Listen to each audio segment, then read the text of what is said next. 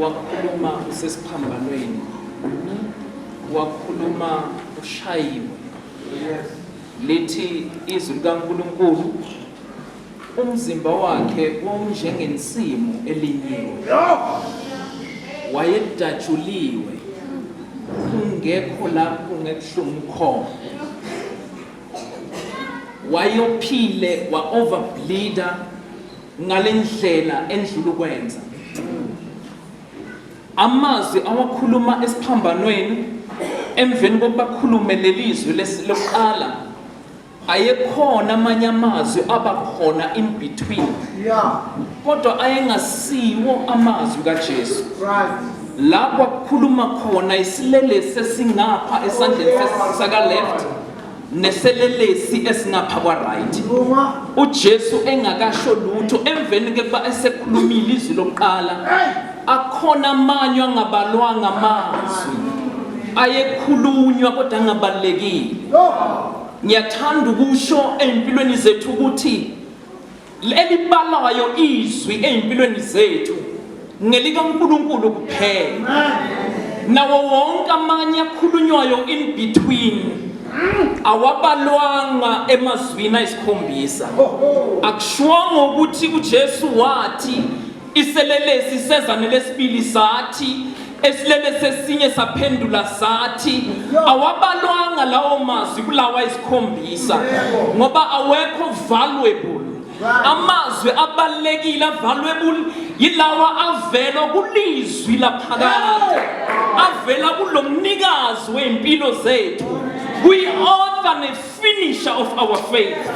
Amazwi abalekile, amazwi avela kulo othe mina nginamazwi okuphila. Lonke amanye singawakhuluma ngawethu, kodwa lawo wami ngawokuphila, ngawokwakha, nawo amazwi azobalwa kulamazwi esikhuluma ngawo. Sithi selelesi sangapha esandleni sokukhohlo sithi, uyabona ukuthi manje sihengiwe la, sizofa la, awusiyo uKristu wena, awusiyo uKristu wena uma ngabe unguye. Sisindise. Uqala ngokuthi uthi zisindise wena. Bese emveni kwalokho ulandela ngathi. Uyambona umuntu ofuna uqala ukubona ngokubona, ukukholwa ngokubona, before ekholwe ngokuzwa. Ufuna ukubona ngamehlo ukuthi uyakhona ngempela uKristu ukuzisindisa.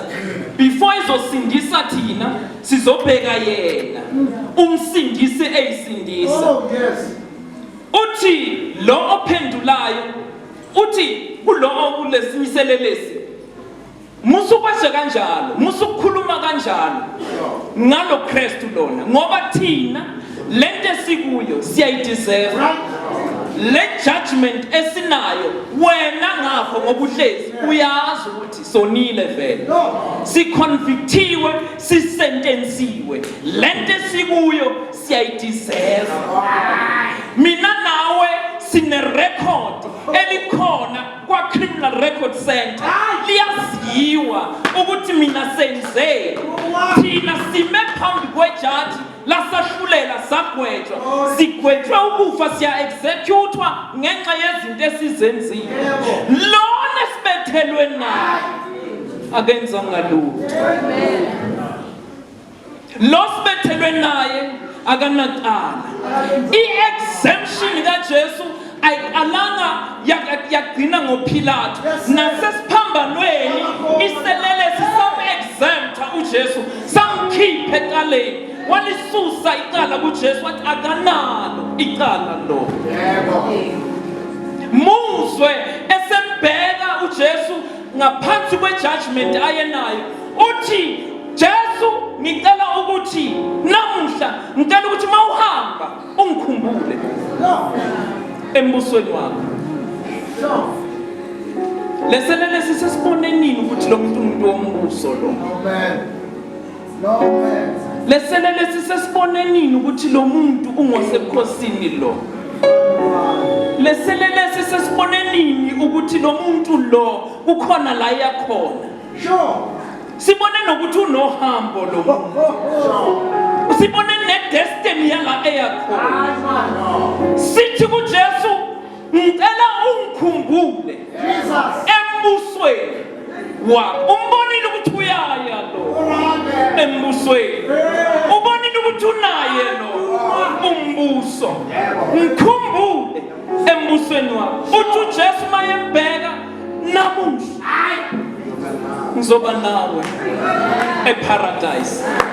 Lalela, izinto zethu uma ngabe siza kuye naphansi kwanoma yiphi i-judgment, masiza kuye akathi kusasa ngaleso sikhathi i-promise yakhe is delivered here and there.